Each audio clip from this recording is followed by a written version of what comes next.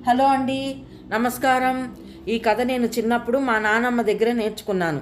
ఆ కథే జీమూత వాహనుడు. పాము అన్న మాట వినిపిస్తే చాలు మనకి కంపరమెత్తిపోతుంది. పాము కనిపిస్తే దాని అంతు చూసేదాకా నిద్రపోము. ఇంకా ఈ రోజుల్లో త్యాగం అనే మాట కూడా మూర్ఖత్వానికి మారుపేరుగా నిలిచిపోయింది. అలాంటిది ఒక పాము కోసం ఓ రాకుమారుడు తన జీవితాన్నే పణంగా పెట్టిన కథ వినటానికి చాలా ఆశ్చర్యంగా ఉంటుంది. అదే జీమూత వాహనుడి కథ. పూర్వం జీమూత కేతువు అనే చక్రవర్తి ఉండేవాడు. ఆయన కుమారుడే జీమూత వాహనుడు. రాకుమారుడైన జీమూత వాహనుడు చిన్నప్పటి నుంచి రాజ్య ప్రజల పట్లే కాదు, అన్ని ప్రాణుల పట్ల కారుణ్యంతో ఉండేవాడు. తండ్రి తర్వాత రాజ్యాన్ని పాలించేది తానేనన్న అహంకారం కానీ, తన మాటకు ఎదురు లేదన్న దుడుకు కానీ అతనిలో లేసమైనా కనిపించేవి కావు. చక్రవర్తికి వయసు మీద పడగానే తన రాజ్యభారాన్ని జీమూత వాహనుడికి అందించి వానప్రస్థానానికి బయలుదేరాడు. తల్లిదండ్రుల పట్ల అనురాగం కలిగిన జీమూత వాహనుడు తరచు వారిని సేవించేందుకు అడవిలో ఉన్న పన్నశాలకు చేరుకునేవాడు. ఒకసారి అడవిలో విశ్వవసు అనే రాజుగారి కుమార్తె అయిన మలయవతిని చూసి ప్రేమలో పడ్డాడు జీమూత వాహనుడు. ఆమె పలానా రాజుగారి కుమార్తె అన్న విషయం అతనికి తెలియదు. తనను జీమూత వాహనుడు చూసిన విషయం మలయవతికి తెలియదు. కానీ నీ మనసులో ఎవరైనా ఉంటే చెప్పు, వారితో పెళ్లి చేస్తాం అని మలయవతి అన్నగారైన మిత్రవసు అడిగినప్పుడు, ఈ ప్రపంచంలో కల్లా ఉత్తముడైన జీమూత వాహనుడినే నేను పెళ్లి చేసుకుంటాను అని తన మనసులోని మాటను చెబుతుంది మలయవతి. తన చెల్లెలు కోరికను నెరవేర్చేందుకు జీమూత వాహనుడి దగ్గరకు బయలుదేరతాడు మిత్రవసు. కానీ తాను అడవిలో ఒక అందగత్తెను చూశానని, ఆమెను తప్ప వేరెవరిని వివాహం చేసుకోనని కుండబద్దలు కొడతాడు జీమూతుడు. తనను వివాహం చేసుకునేందుకు జీమూత వాహనుడు తిరస్కరించాడని తెలియగానే ఆత్మహత్యకు పాల్పడుతుంది మలయవతి.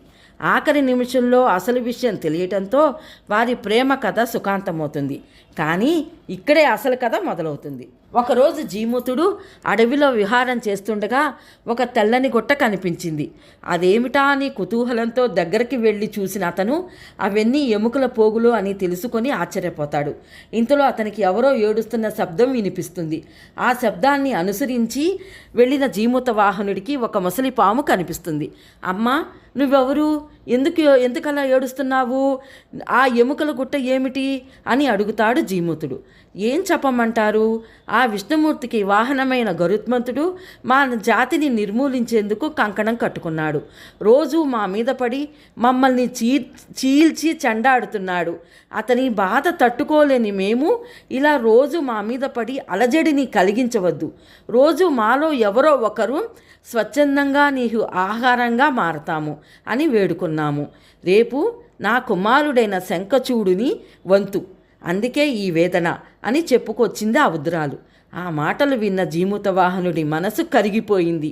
తాను జీవితంలో అన్ని సుఖాలను చవిచూచాడు, సకల భోగాలను అనుభవించేశాడు. పైగా గరుత్మంతుని హింస ఇలాగే కొనసాగితే ఈ ప్రపంచంలో పాము అన్న ప్రాణి ఏదీ మిగలదు.